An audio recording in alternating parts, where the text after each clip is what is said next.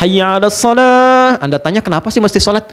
Itu sebelum bertanya, Allah langsung jawab lewat suara muadzin itu. Hayya 'alal falah.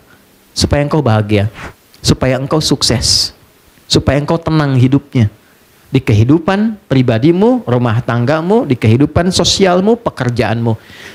Teman-teman kalau mau cek, keluarkan semua ayat Quran tentang sholat, semua problemnya tuntas di atas hamparan sajadah. Ya. Asal sholat itu asalnya begini, tidak bersedekap. Terjadilah satu peristiwa, seseorang pernah berbuat salah, kesalahannya fatal. Lalu ia datang mengadu pada Nabi untuk konsultasi. Ya Nabi, hukum saya sekarang daripada saya malu dihukum Allah di akhirat. Sahabat itu dulu begitu. Saya pengen selesai di dunia, nggak mau dibuka di akhirat. Karena kalau di dunia ditutup, viral di akhirat itu lebih banyak. Semua dibuka kan? Semua. Sekarang mau ditutup bagaimana? Yang tahu mungkin kita pribadi, teman dekat. Tapi di akhirat semua tahu. Oh gitu Adi Hidayat. Kelihatannya baik. Tapi dibuka satu-satu. Diperlihatkan. Ya, yang baik, yang buruk dibuka. Makanya visi sahabat, saya tidak mau di akhirat dibuka karena viralnya makin luas. Pengen diselesaikan di dunia. Jadi ketika Nabi akan sholat, datanglah orang sahabat ini, tidak disebutkan namanya. Kalau tidak disebutkan, perhatikan rumusnya ya, di tafsir, Quran dan hadis, kalau ada kejadian, tidak disebutkan siapa orangnya, kapan kejadiannya, tapi viral perbuatannya, ini ingin menunjukkan kesan bahwa perbuatan itu akan berpotensi lagi terjadi di masa depan dengan sosok yang berbeda, tapi dengan substansi yang serupa. Ya. Dia berbuat salah, kita pernah salah nggak? Pernah. Ya? Ada orang dulu gibah, pernah gibah nggak orang sekarang? Bahasa sekarangnya gosip, ya kan? Oke. Mencela dulu ada, sekarang ada nggak yang mencela? Ada, tapi kan nggak disebutkan siapa dulu yang pernah mencela. Artinya celaan itu akan terjadi lagi di masa depan. Ya, masalah dengan kawan, masalah dengan tetangga, masalah suami istri, masalah dengan anak, masalah dengan ibu mertua. Nggak pernah disebutkan siapa tokohnya, tapi suratnya ada, ayatnya ada. Untuk memberikan kesan kalau terjadi, begini cara menyelesaikannya. Maka dia katakan, ya Rasulullah, hukum saya salah. Hukum saya salah. Tibalah waktu sholat. Kata Nabi, kita sholat dulu, nanti habis sholat, baru kita selesaikan. Maka saat sholat itulah turun Quran surah ke-11, Hud. Ayat 114. Aqimis sholata tarafain nahar, wa zulafam minal lail. Perhatikan, ini indahnya. Innal hasanati yudhibnas sayyiat. Tunaikan sholat, jangan tinggal. Tunaikan sholat, jangan pernah tinggal. Yang 5 waktu itu. Apa yang dahsyat dalam sholat itu? Allah lompat dulu untuk menghibur hati kita. Nggak ada orang yang tidak pernah salah, kata Allah. Ya, kecuali Nabi Rasul yang dijaga dari kesalahan, namanya maksum. Di sepanjang bukan Nabi, sepanjang bukan Rasul, pasti salah. Jadi percuma menuntut seseorang itu untuk selalu benar. Karena sifat manusia pasti salah. Ya, kita turunkan babnya ya. Ya, sambil contoh. Kami baru pulang dari Mekah, dari Madinah. Terus kita belajar tuh di pelataran Masjid Nabawi, Masjidil Haram.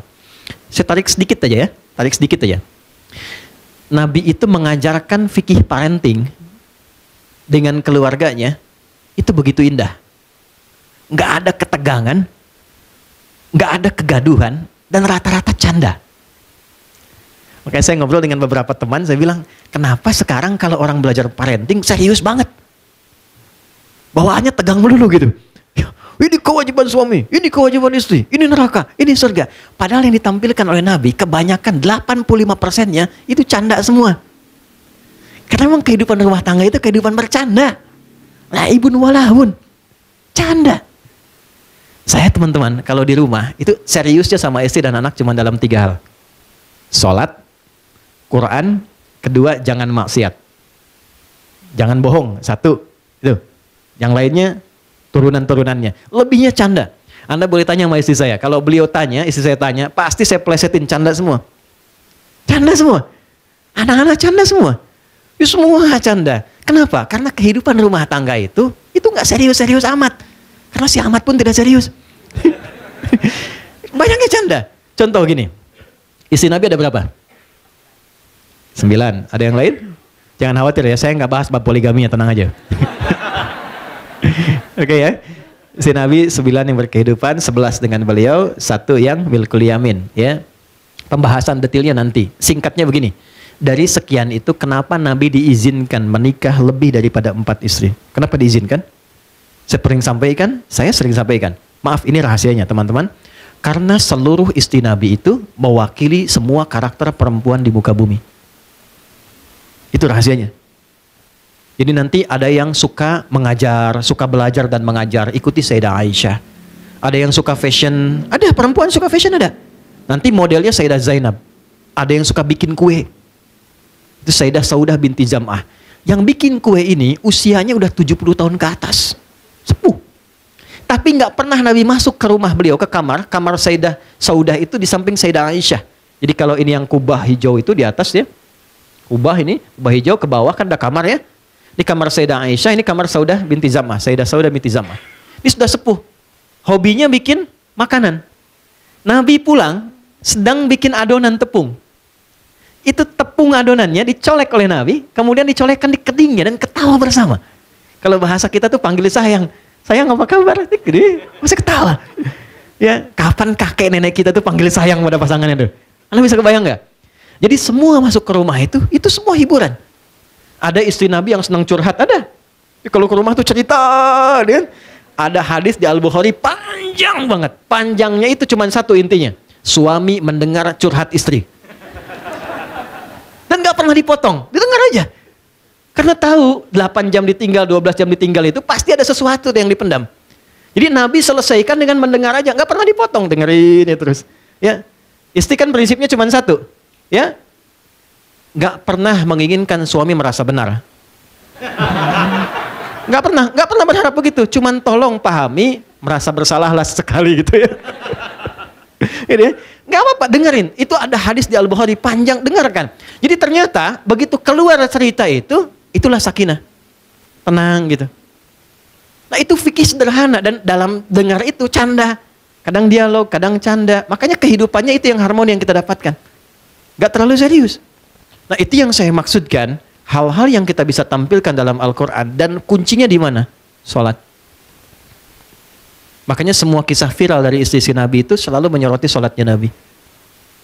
Itu poinnya. Di salat tuh bikin tenang. Salat bikin bahagia. Salat bikin terkabulnya doa. Gitu. Bukan cuma es krim. Ustaz punya hadiah nanti. Boleh. Ini Ustaz punya hadiah. Oh, ada. Nih. Ya, bulan nanti sama matahari sekalian. Ya. Ganti ya. Iya. Nanti sama tante bulan bilang sama om matahari sekalian. Gimana? Alhamdulillah. Alhamdulillah, anak gak jauh dari bapak aja.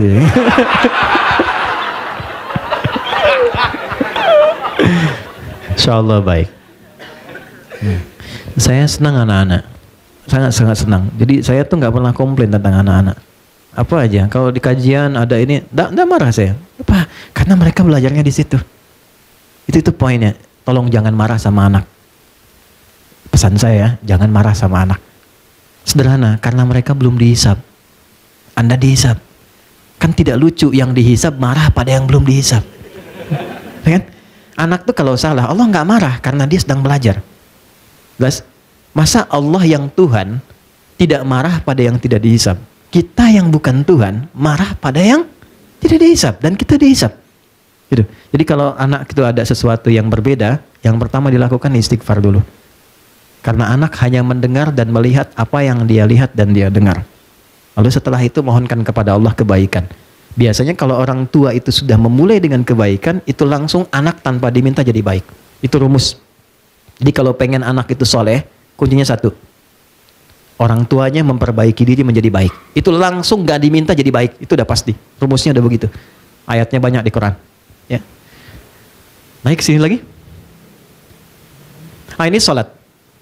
Jadi, sholat yang baik membuat kita lebih tenang. Sholat yang baik membuat kita lebih enak berdoa.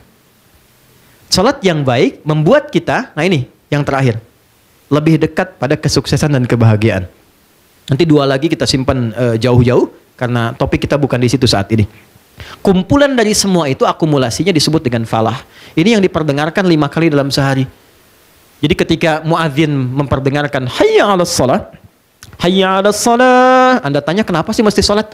Itu sebelum bertanya, Allah langsung jawab lewat suara muadzin itu. Hayya 'alal falah. Supaya engkau bahagia. Supaya engkau sukses. Supaya engkau tenang hidupnya. Di kehidupan pribadimu, rumah tanggamu, di kehidupan sosialmu, pekerjaanmu. Teman-teman kalau mau cek, keluarkan semua ayat Quran tentang sholat, semua problemnya tuntas di atas hamparan sajadah. Ya, teman-teman yang perempuan pernah dengar Nabi Yakub nggak? Masalahnya dengan anak kan? 12 anak, kasus Yusuf kan?